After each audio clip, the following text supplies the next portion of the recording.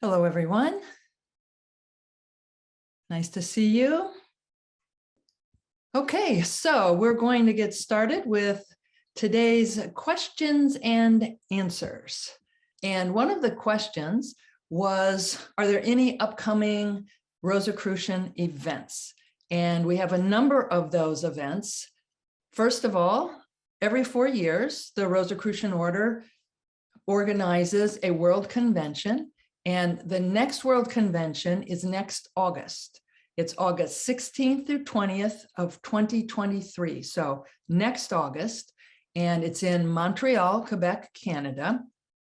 So to get to the link, you can go to Rosicrucian Community, and then you'll need a password because it's for members only. And if you go to events at the top of once you log into Rosicrucian Community, if you go to events at the top, it will take you to a list and you can choose the 2023 World Convention. So you are going to need that password, and then you're able to book that. If you want to go directly to the website, if you already have the password, it's AMORC2023.ca.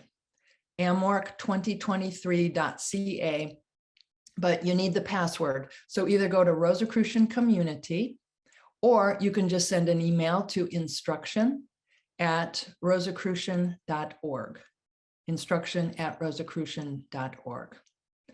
And we have another big event that's coming up even sooner. So if we can go to that, and this is our Rosicrucian journey through Morocco. This is a spectacular opportunity to explore this mystical part of the world with other Rosicrucians. And this will be July 19th through 30th of this year. So it's just in about 2 months. And this trip was sold out, and we just had the final payment due, and 2 members are unable to make it. So we have 2 spots. And if you're interested, I would suggest that you book right away, because tonight we're going to send out an email letting people know that we have 2 places. And the email is listed there. Rosicrucian.org is the English Grand Lodge's calendar. So you can find all events there, but we also have the URL here. So it's rosicrucian-tours.regfox.com, and then it's Morocco-2022. And Morocco plays a very important role in the Rosicrucian tradition. The main character featured in the Rosicrucian Manifesto, the Fama Fraternitatis, traveled to Fez, Morocco, where he was introduced to the mysteries of the elementals. These are the nature spirits, the water spirits, and the forest spirits. Also, the oldest continuously operating university in the world is in Morocco. And in the Rosicrucian Manifesto, the Fama Fraternitatis, it's mentioned that scholars would come to this university and then they'd go back to their hometowns. And every year they'd come back and share ways in which their knowledge could be improved. And we're also going to be visiting the mountains and the seashore, and we're going to spend a night out in a Berber desert camp. So it's going to be a great journey. Again, that's coming up this summer, July 19th through 30th. And then we have one other big event to announce, and this is at Rosicrucian Park. It is Rosicrucian Foundational Practices. We're going to have a week-long immersion in Rosicrucian thought and practices. And that will be this June. So in about a month, June 20th through 26th at Rosicrucian Park. And first, we're having the Monday through Friday is June 20th through 24th. That's the immersion class. And then we have the mystical weekend afterwards. So it actually goes a full week to the 26th.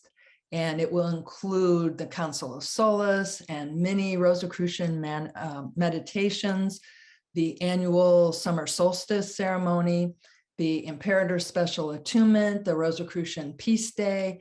So it's going to be a great week together at Rosicrucian Park. And again, it's June 20th through 24th is the Monday through Friday. And then if you're able to stay for the mystical weekend, that weekend, it actually goes to the 26th. And there's no charge for this week-long immersion. Of course, if you'd like to make a donation, it's greatly appreciated. And you don't need to, we just ask that you RSVP on Rosicrucian Community so that we know how many people to expect, because there are some things that we need to organize based on the number of people. So again, there is no charge for this week-long program, and it's helpful if you RSVP. So those are our big events. And now we'll move on to the next question, because that was the long response to the first question, which was, what are some upcoming events? All right, next question. There was a list of articles from the Rosicrucian Digest, these archival digest. Is it possible to post those again? So again, if you go to rosicrucian.org and the drop down for Rosicrucian Digest archive, then you can see every Rosicrucian Digest that has been published. Next question. I want to know about the possibility of time travel, because I know everything is possible with the cosmic. So we've discussed this actually in the past, and it's one of my favorite subjects. It's so fascinating to think, can we travel to the future? Can we influence the past? And the Rosicrucian teachings include exercises to see beyond the usual limits of time and space. So kind of like the oracles of Delphi, we can become aware of the details of our past lives. We can attune with the Akashic records. We can attune with our future in this life and with our future incarnation. And we also can go back in our minds to something that has happened in the past and have it play out more in line with everyone's well-being. So the Rosicrucian teachings present a number of exercises related to the flexibility of time and space. Okay, the next question. In the oath that we take in the beginning of the neophyte studies, it says that as members of the Rosicrucians, we are not allowed to perform magic. This is confusing because before I joined the Rosicrucians, I studied magic with the Hermetic Order of the Golden Dawn. And there are a couple of people that I look up to that are members of both orders. So I'm really confused. Do I have to stop my practices as a magician? Why can't we be a magician and a mystic at the same time? So my question is, why is this in the oath that we take? Love, light, and liberty. So I reread the neophyte oath, and it doesn't mention magic. So that was a misunderstanding. There's no mention of magic. That monograph states that Rosicrucian initiations have no connection with magical practices, for AMORC has never taught or approved of such methods. Rosicrucianism is instead a mystical way that exalts the study of cosmic laws, such as those manifested in the universe, in nature, and in human beings. It is also a philosophy based on the desire to perfect oneself. So what we do in the Rosicrucian teachings is we tune with the field of actuality to manifest in that field of pure potentiality in this world. And Rosicrucians call that reality. And okay, so next question. How do I best listen to my heart or the God of my heart?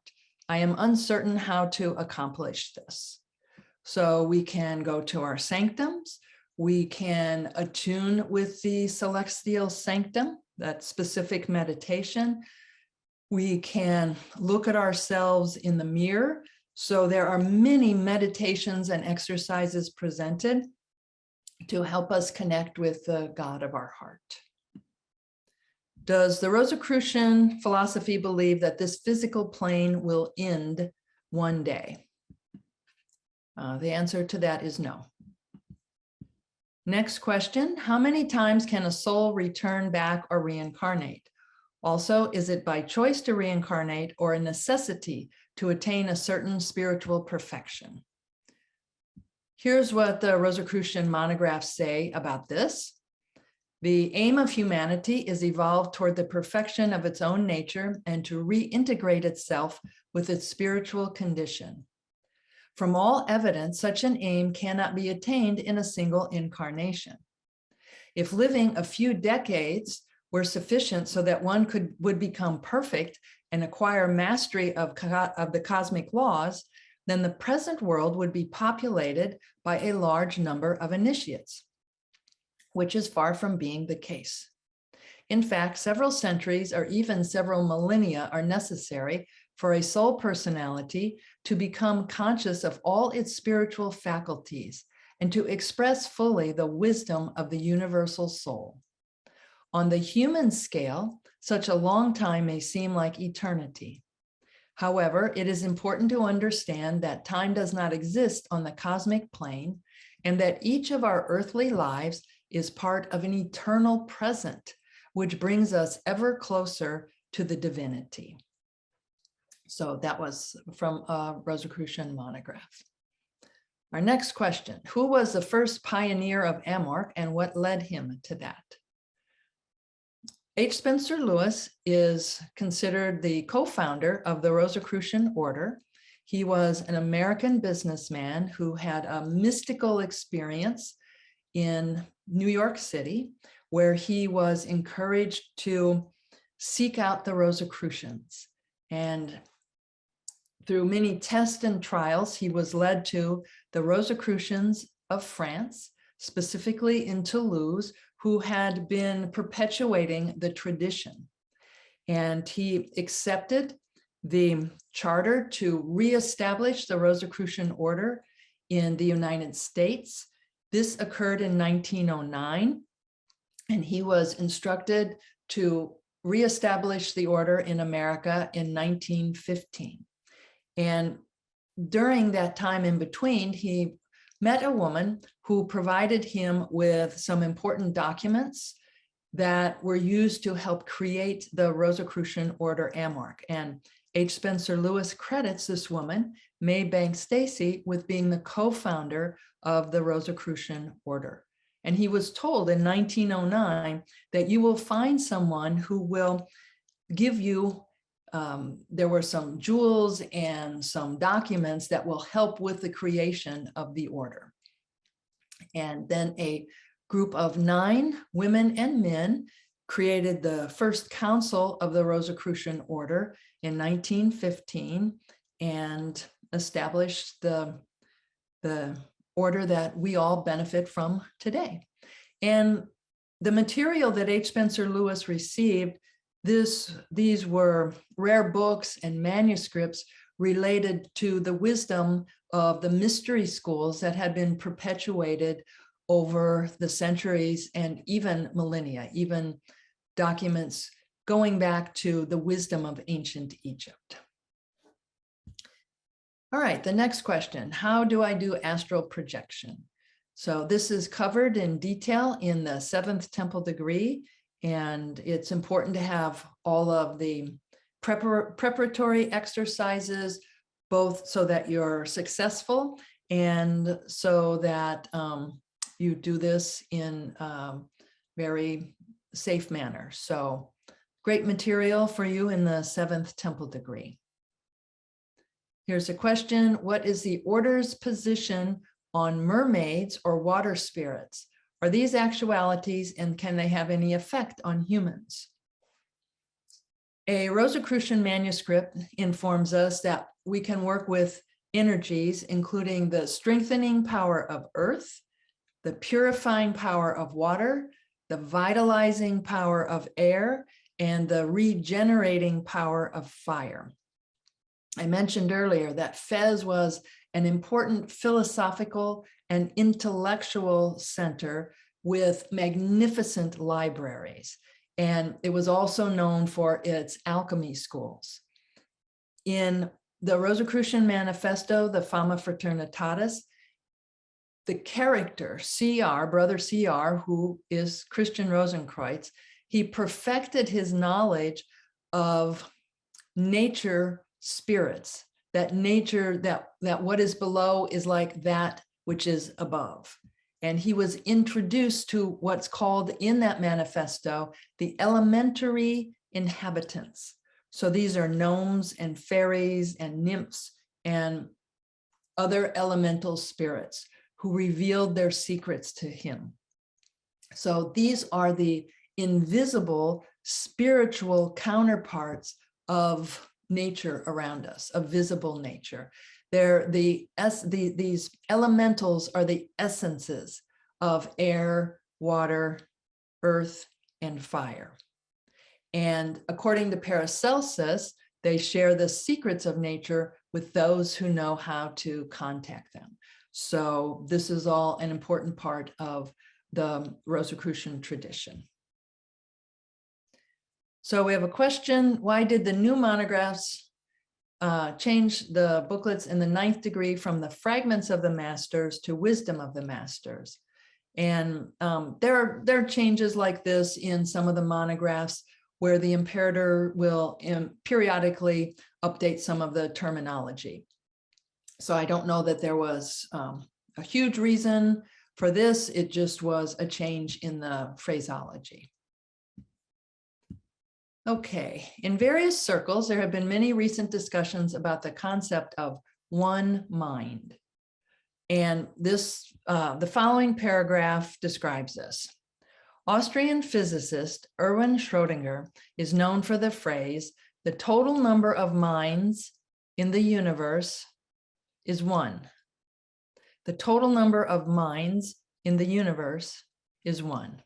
In fact, consciousness is a singularity phasing within all beings, which best summarizes his philosophical outlook on the nature of reality. The phrase implies that the apparent multiplicity of minds is just an illusion, and that there is only one mind or one consciousness that expresses itself in a myriad of ways. This is the quotation. In such a worldview, a separation between subject and object does not exist. There is no existence of a subject on the one side and perception of an object on the other. In a world without the subject-object split, we are all an expression of the one. Then the question is this something we can is this something we relate to Rosicrucian teachings?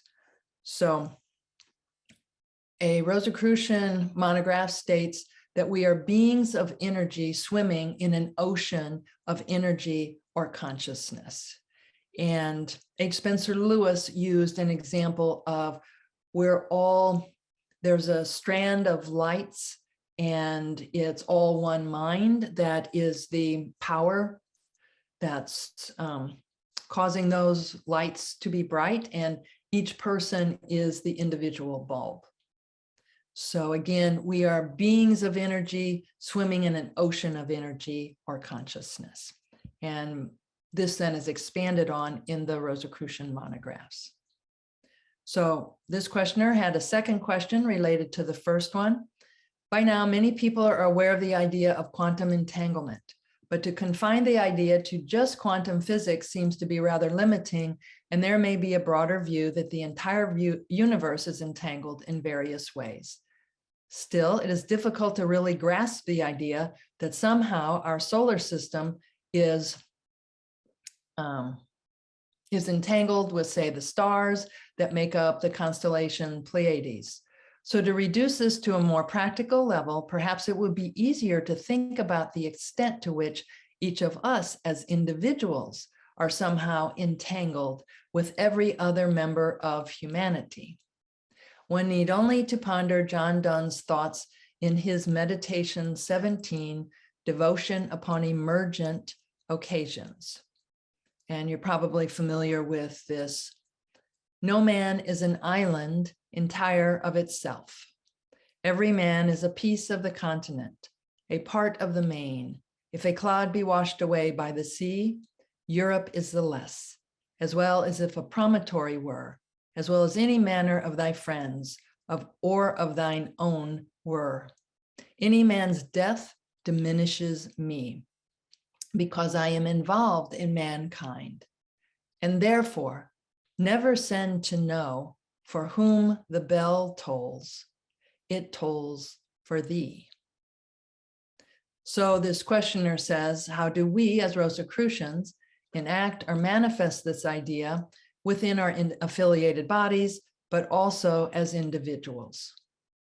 So this is covered in a number of monographs of how we exist because of what is around us. What makes us up is what's around us. So for an example, I am a daughter because I have parents. I'm a sister because I have siblings. I have a brother and a sister. I'm an earthling because Earth was created and I exist here. Most of us were not born as Rosicrucians. So we're entangled with the person who introduced us to the Rosicrucian Order, with the founders of AMORC, like H. Spencer Lewis and Maybank Stacy, with the Rosicrucians of the 1600s, with the mystics of the mystery schools that they were perpetuating, those before them, the mystics in ancient Egypt. All of those individuals contributed to us being Rosicrucians, in the same way that future Rosicrucians will be entangled with us. So this is just a very specific example of how we are all interrelated. So the same thing with whomever we meet, the relationships that we have with others. Not too long ago, our master gardener at Rosicrucian Park, James, and I were talking, and we were thinking about the fact that we're caretakers of Rosicrucian Park right now, and we're tending it as other people did before us. So before James and I came to Rosicrucian Park, other people took care of Rosicrucian Park, and others will in the future, and we'll hand it to them. And it's the same way with the Rosicrucian Order. And it's the same way with humanity. As all of us are learning lessons in life, we have this interdependence. And also, as I mentioned, the monographs say that we're these beings of energy. So we are vibrations and frequency that change as we connect with others, as we bring our energy to others. So it's really interesting to think about this. And this reminded me too, the purpose of the Rosicrucian Order is to perpetuate the Rosicrucian teachings and to contribute to the evolution of consciousness. So this is a way that we do this as well. All right, here is a question. In various places in the monographs and other AMORC literature, mention is made about music being important due to its vibratory nature. The Rosicrucian chant is a good illustration of this. But it seems that at some point in the past, there was a collection of songs used by AMORC, some of which were apparently written by H. Spencer Lewis. Does a collection of these songs still exist in the AMORC archives? Would it be possible to resurrect or modernize those songs for use in the affiliated bodies? This would be especially useful for open meetings, but perhaps could be incorporated into our rituals in some way. So the imperator makes a decision about what's included in our rituals. And I think if we made a good case for including music in addition to the music that's already part of our rituals, he would be open to that. Right now, we have music as members enter the temples, as we have various meditations and lodges. When the Rosicrucian ontology is described and the column or vestal enters. So we use music a lot in the rituals already. And I did find a booklet called, well, I found a few documents looking for the answer to this question. First of all, we've posted in the chat a list of music that is recommended for playing in our affiliated bodies. And it's also great for meditation. So these are pieces of music that are relaxing and inspiring. So we have that in the chat. Also, in addition to the Rosicrucian chant that we all learn about in the Rosicrucian monographs, I found an old document which is called the Rosicrucian hymn. Its name is Sweet Rosicrucius, and we've posted this in the chat. So there are words to this song, and I know we have a lot of musicians among all of you. So I would like to invite anyone who's interested to create a recording of this song with the words. And if you're a musician and you'd like to do this, just send a copy of your recording to instruction@rosicrucian.org. I'd love to hear that, and we will play this at an upcoming Rosicrucian question and answer. So again, this was called the Rosicrucian hymn, and it's called Sweet Rosicrucius. And we also have a songbook. H. Spencer Lewis, around the same time that he began the Rosicrucian Order, he also started a Christian church called the Pristine Church of the Rose Cross. And then at one point he needed to focus his attention, and he chose to focus it on AMORC rather than this Christian church. And it has a songbook. So we've also posted in the chat that songbook if anybody's interested in this music. And here are some of the names, the titles of the songs: God of Our Hearts, Mystic Night, Cosmic Breath, Glorious Ra-Ma, The Divine Presence. So there are a lot of beautiful songs in that. Okay, our next question. One of the problems that seems to be occurring in AMORC is that for the most part, a large percentage of our members are above the age of 30, and it also seems that a significant portion of that group is over the age of 50.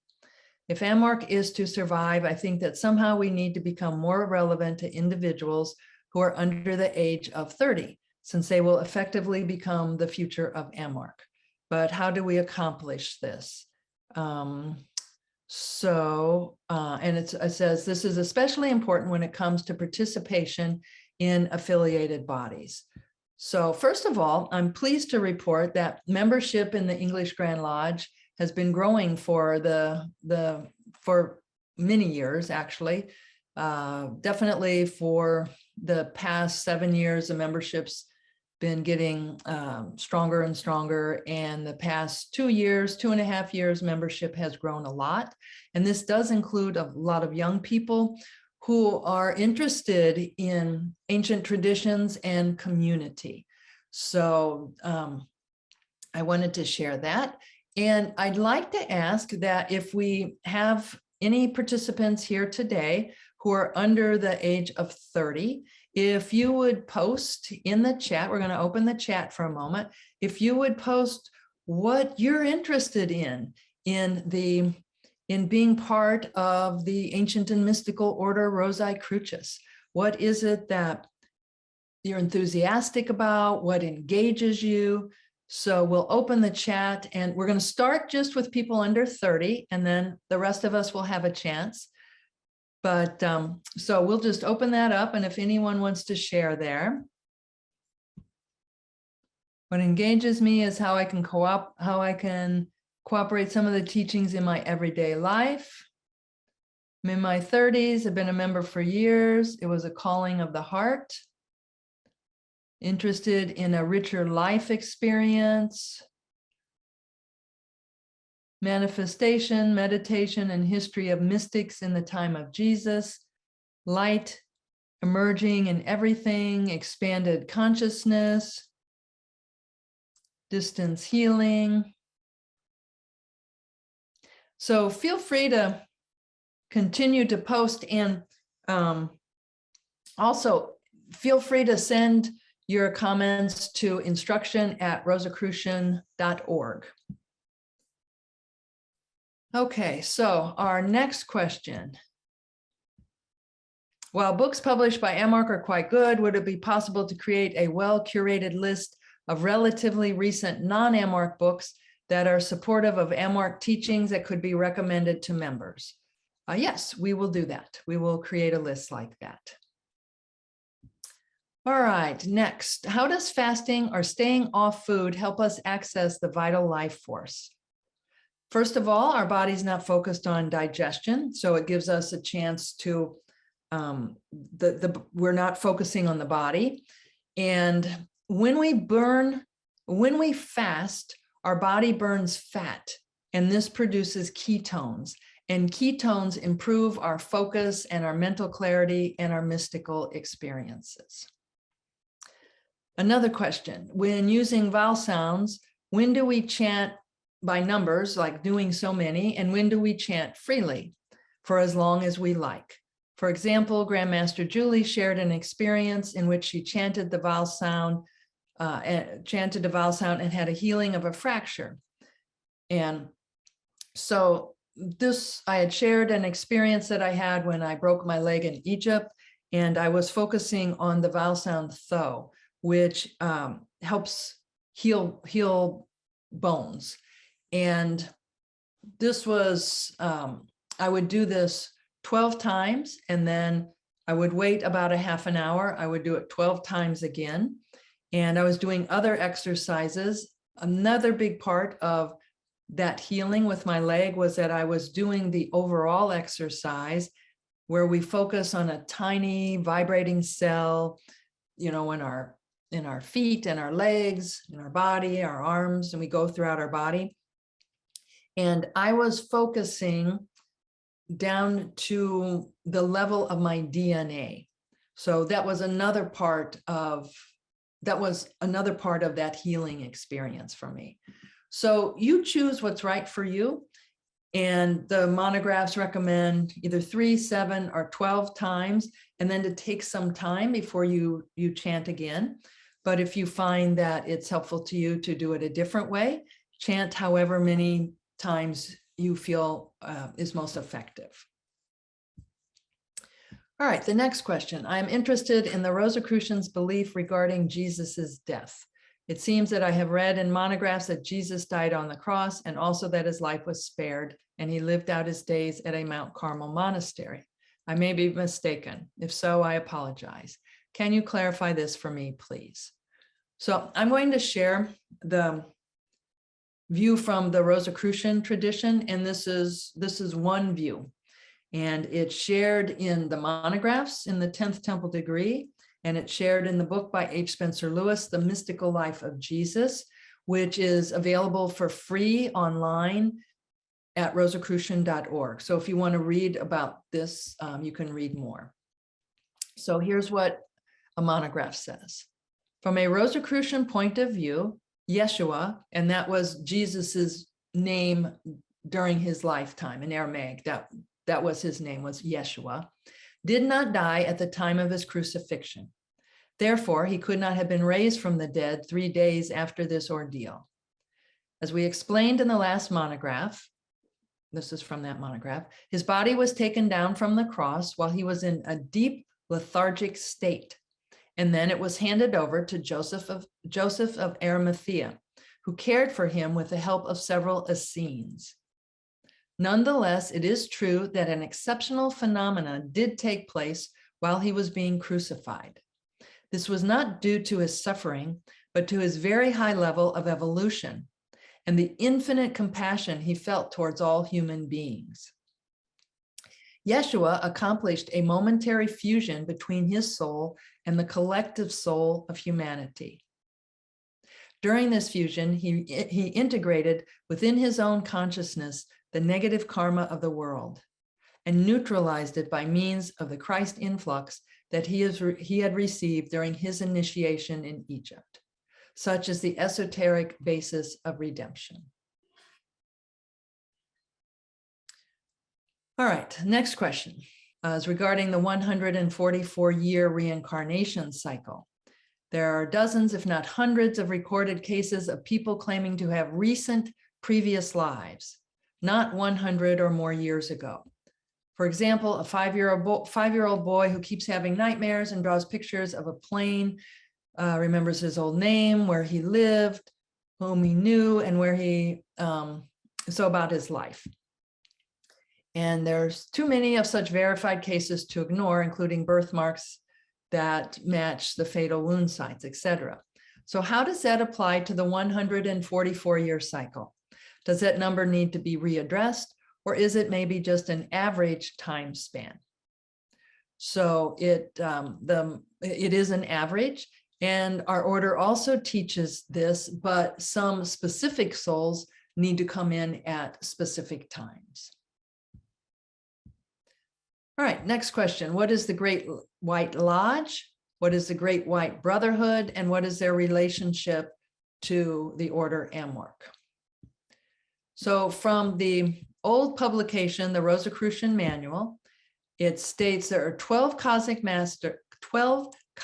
masters who compose the holy assembly of the Great White Lodge. Some are on the cosmic plane, carrying on their great work while awaiting their next incarnation, and some are on this earth plane, directing the physical work while developing for the cosmic plane period. So that's the Great White Lodge, 12 cosmic masters. The Great White Brotherhood is the school or fraternity of the Great White Lodge. And into this invisible brotherhood, and of course it's not just for men, of visible members, every true student on the path prepares for admission. Hence, the real preparation of which we are speaking is for the purpose of ultimately being admitted by cosmic admission into the Great White Brotherhood. That herein the master will appear to the student who is ready to take him or her under personal instruction and lead them on to higher development, where someday mastership in the Great White Brotherhood is certain. And from the book Rosicrucian History and Mysteries, the Fama Fraternitatis takes its place in the tradition of initiatic narratives, which since the beginning of time have encouraged people to join the fraternity that has worked in secret for the restoration of light to the world.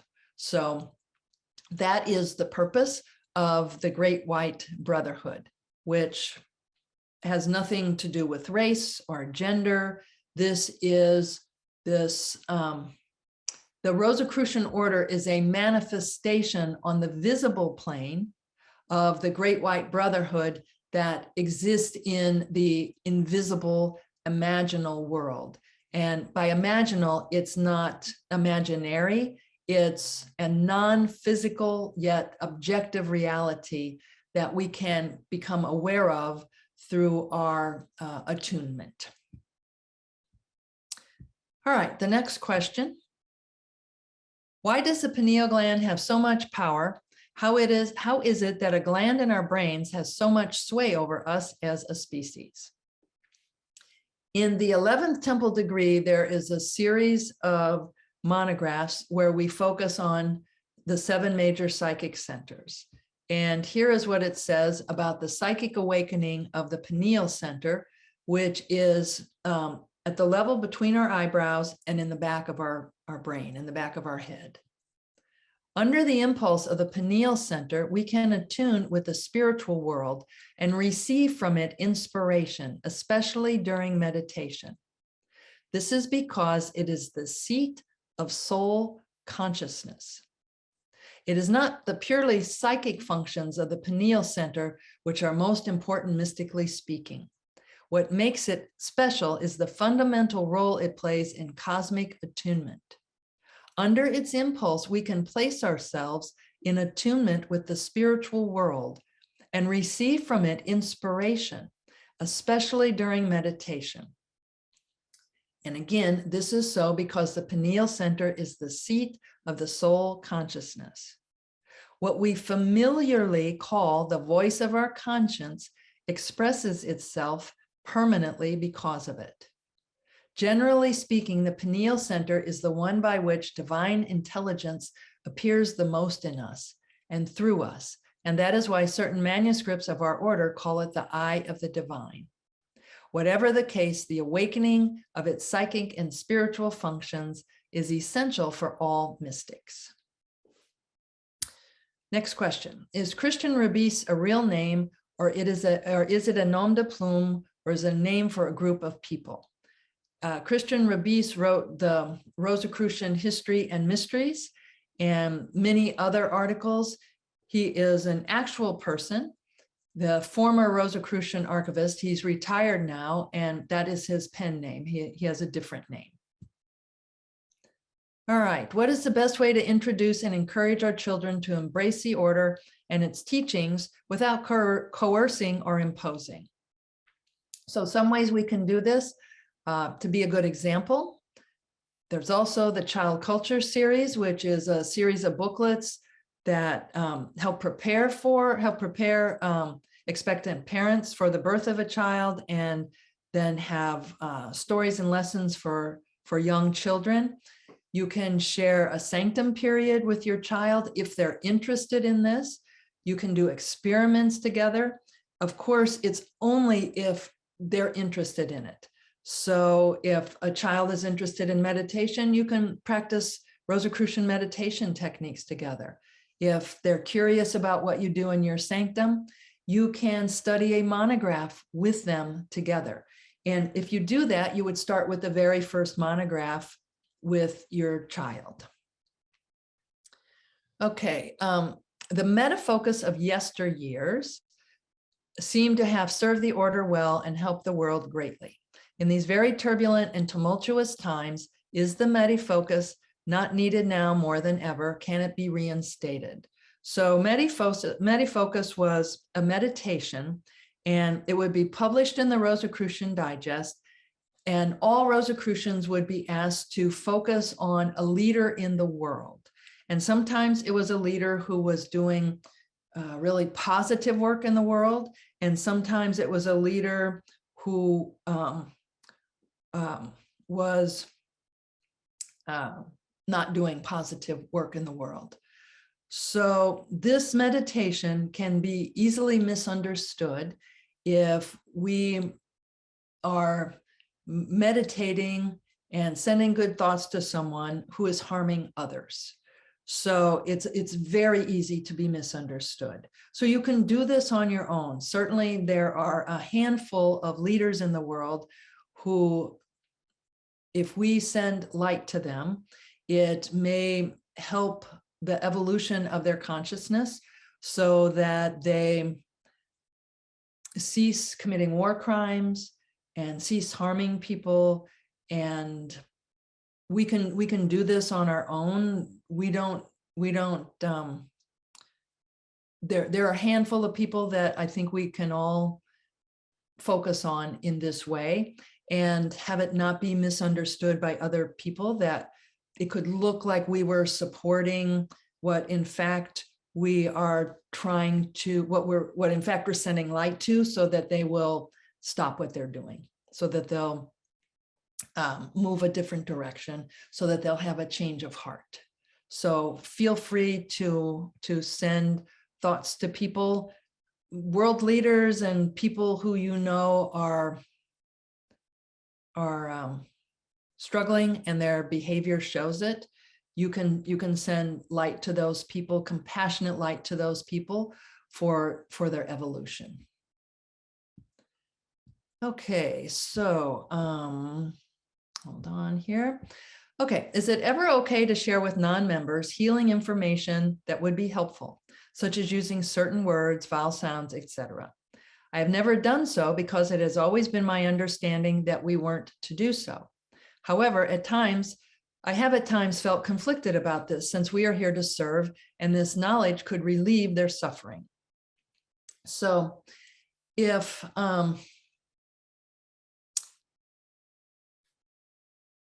you know someone who could benefit from intoning a vowel sound that alleviates physical pain, and you think they would be open to that, you can discreetly share that with them.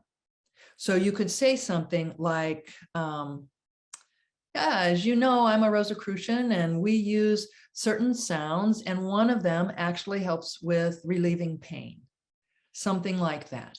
So that is perfectly fine.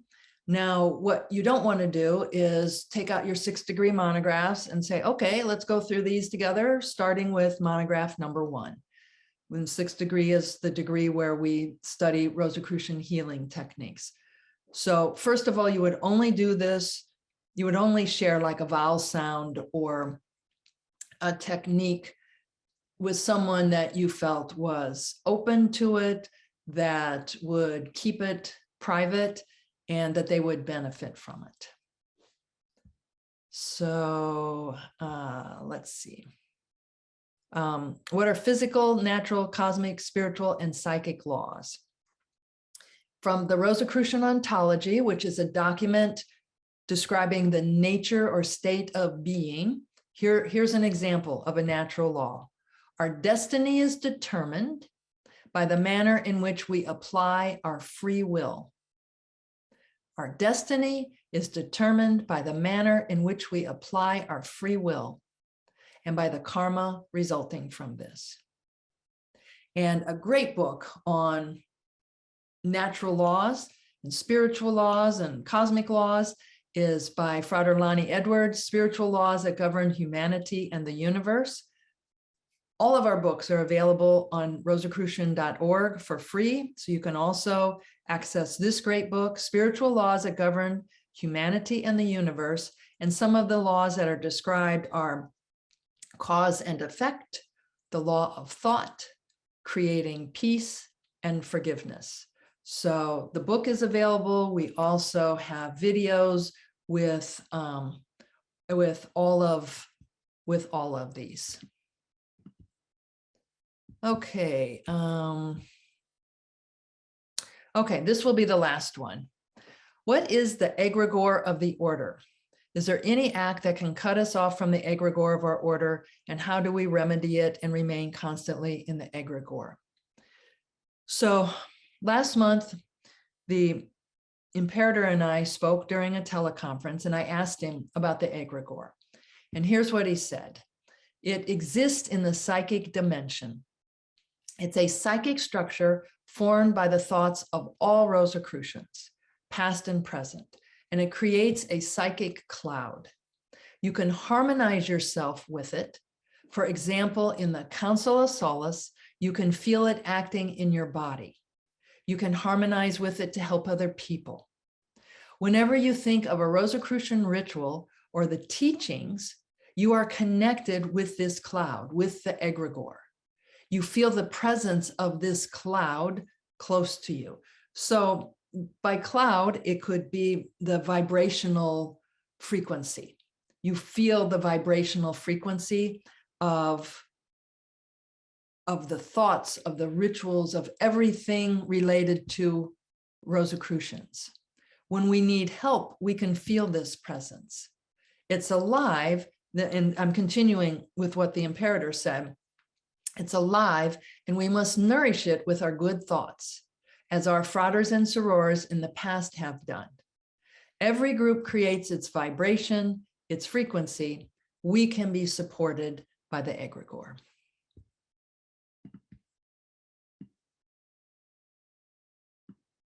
Okay, so those are our questions and answers for May. And again, I have a few still to come from this group, and we will have another question and answer period in June. So thank you so much for being here and participating.